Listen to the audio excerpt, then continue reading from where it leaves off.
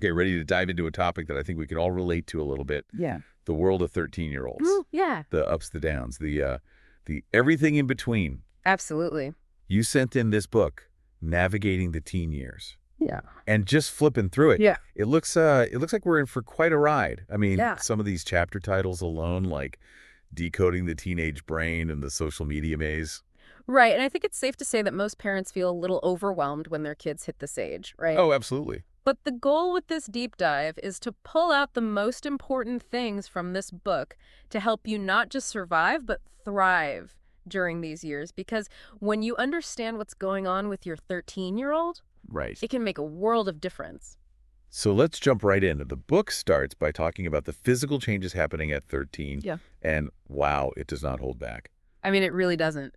Did you know that during puberty, the average teenager's brain produces 20 times the amount of myelin Wow. compared to adults? That's incredible. Myelin is the stuff that helps brain cells communicate. Mm. So basically, their brains are like rewiring their entire communication network while they're trying to figure out algebra and who to sit with at lunch. No wonder it's a roller coaster. Yeah, it's a great point because the book does a fantastic job of connecting these physical changes to the emotional landscape, particularly in the prefrontal cortex, Yeah. the part of the brain responsible for planning, decision-making, impulse control, all that. Well, Guess what? It's still under construction at 13. So basically, their brains are like a major city undergoing a massive renovation project. Exactly. There's scaffolding everywhere, detours popping up unexpectedly, and the occasional power outage. So while we might perceive it as typical teenage behavior, Right. there's actually a lot going on beneath the surface. That makes a lot of sense. Yeah. So how does the book suggest we navigate this construction zone, Okay. especially when it comes to those infamous mood swings? Well, one of the key takeaways is understanding that it's not personal, Yeah. right? It's not just your 13-year-old being difficult. Their brains are literally working overtime to rewire themselves.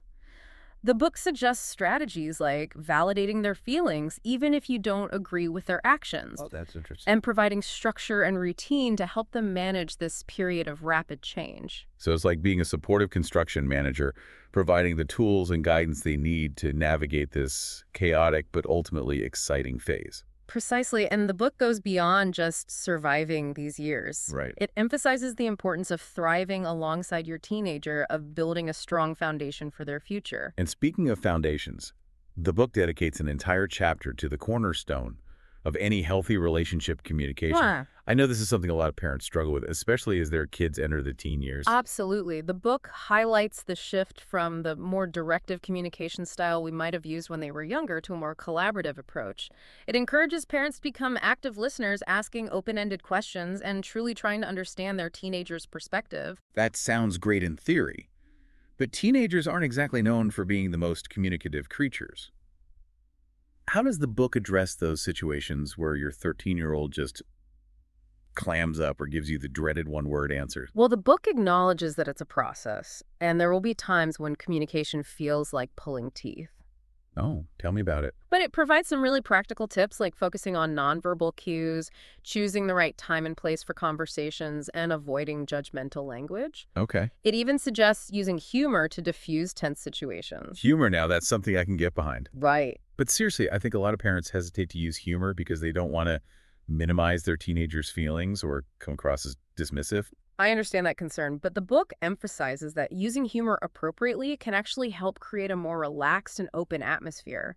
It's not about making fun of their problems, but rather finding ways to lighten the mood and create a space where they feel comfortable opening up. Okay, that makes sense. So we've talked about the brain rewiring and the communication challenges. What about the social whirlwind that comes with being 13? Ah, yes, the social media maze. This is where the book takes a deep dive into the complex world of peer relationships, social media, and online interactions.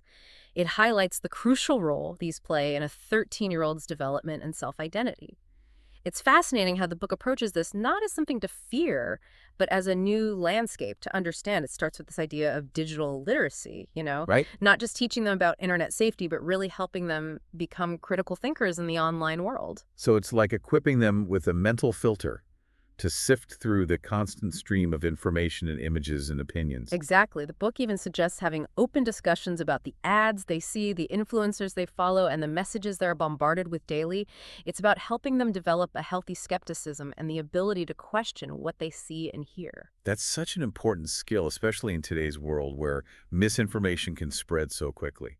Absolutely. And the book also delves into the darker side of the online world, addressing topics like cyberbullying, online predators, and the pressures of social media comparison. These are definitely conversations every parent needs to be having with their teenager, Hmm. but I know it can be intimidating to even know where to start. Well, the book encourages a proactive approach, All right. It's about creating a safe space where teenagers feel comfortable coming to you if they encounter anything upsetting or confusing online.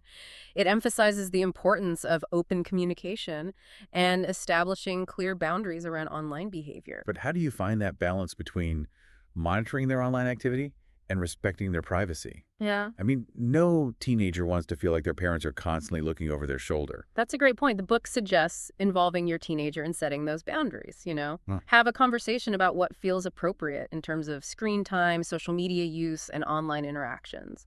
It's about finding a compromise that works for both of you. So it's more about guidance and collaboration than strict rules and restrictions. Exactly, the goal is to empower your teenager to make responsible choices online, not to control their every move. And speaking of responsible choices, the book doesn't shy away from the topic of sexuality and healthy relationships, which can be a minefield for parents of 13-year-olds. Oh yeah, that's definitely one of those topics that can make even the most seasoned parent break out in a cold sweat. I can imagine, but the book approaches it with a lot of sensitivity and practicality. It stresses the importance of having open and honest conversations about puberty, sexual health, and consent. But what about those situations where your teenager just shuts down or refuses to talk about these things? I remember being that age and I would have rather crawled under a rock than discuss anything remotely related to sex with my parents. The book acknowledges that these conversations can be awkward and uncomfortable both for teenagers and their parents, but it also emphasizes that they're absolutely essential. It provides tips for starting these conversations, like choosing a relaxed and private setting, using age-appropriate language, and listening without judgment. It even suggests using books, movies, or TV shows as conversation starters. That's a great idea. Sometimes it's easier to talk about these things when they're framed in a fictional context. But what about when those fictional scenarios become a little too real? What about navigating the world of teenage relationships with all the drama and heartbreak that can entail? Well, the book provides guidance on that as well. It talks about the importance of teaching teenagers about healthy relationships, setting boundaries, and recognizing red flags. It also encourages parents to be supportive and understanding even if they don't necessarily approve of their teenagers' choices. Because let's be honest, teenagers aren't exactly known for making the most rational decisions when it comes to matters of the heart. That's true, but by creating a safe and supportive environment, we can help them learn from their mistakes and develop healthy relationship patterns that will serve them well throughout their lives. And it's not just about romantic relationships. The book also talks about friendships, navigating peer pressure, and building a strong sense of self. It's like giving them a toolkit for navigating the entire social landscape of adolescence. Exactly. And it emphasizes that this is a journey we're on together, parents and teenagers side by side, navigating the ups and downs of this incredible but often challenging phase of life. You know, it's funny because when you think about it, we can talk all day about, healthy habits and responsible choices and respectful communication and all that. Yeah. But at the end of the day, our actions really speak the loudest. It's so true. Teenagers are like little sponges. Right. They're soaking up everything they see us do. Absolutely. The book actually talks about this, and it's something that really resonated with me. It emphasizes the importance of modeling the behavior we want to see in our teens. It's such a good point because it's easy to forget that. It is. We can tell them all the right things, Yeah, but if we're not walking the walk ourselves, it's not going to stick. exactly. It's like that saying, do as I say, not as I do, just doesn't fly when you're raising a teenager. Yeah, oh, not at all. They see right through that. The book encourages parents to take a good hard look in the mirror. Yeah. Are we modeling the kind of communication, self-care, emotional regulation that we want our teenagers to embrace? And that's a tough question to ask yourself, but it's so important. It is. It's so easy to get caught up in the day-to-day chaos of parenting and lose sight of the bigger picture. Oh, absolutely. But our teenagers are always watching. They're learning from us. They're taking cues from our behavior. Right. So if we want them to prioritize their mental health engage in healthy coping mechanisms, navigate conflict constructively, Right. we need to be doing those things ourselves. It's about walking the walk, not just talking the talk. And this deep dive has given us a lot to think about, a lot to process, and hopefully some real tools to put into action. Yeah. But there's one more thing I want to leave you with before we wrap up, a thought-provoking question from the book that really stayed with me. Okay. It talks about how teenagers are developing their own moral compass at this age. Mm. Figuring out what they believe in, what values guide their decisions. It's such a crucial stage of development. It is. And the book asks, how can we as parents create opportunities for our teenagers to engage in ethical decision-making? Mm. How can we encourage them to think critically about their values, their choices, the impact their actions have on others? It's about creating a space for open dialogue, Yeah. for exploring different perspectives, for making mistakes without fear of judgment. It's about empowering them to become thoughtful, compassionate, ethical individuals. And I think that's what we all hope for at the end of the day. Absolutely. I couldn't agree more. This deep dive has just scratched the surface of everything that navigating the teen years has to offer. It really has. If you're looking for a complete guide to parenting teenagers with empathy and understanding, Yeah. I highly recommend checking it out. We'll put a link to the book on Amazon down in the description. Great idea. It's an investment in your relationship with your teenager and in your own sanity. So true. Thanks for joining us on this deep dive into the world of 13-year-olds. It's been a pleasure. Until next time, happy navigating him.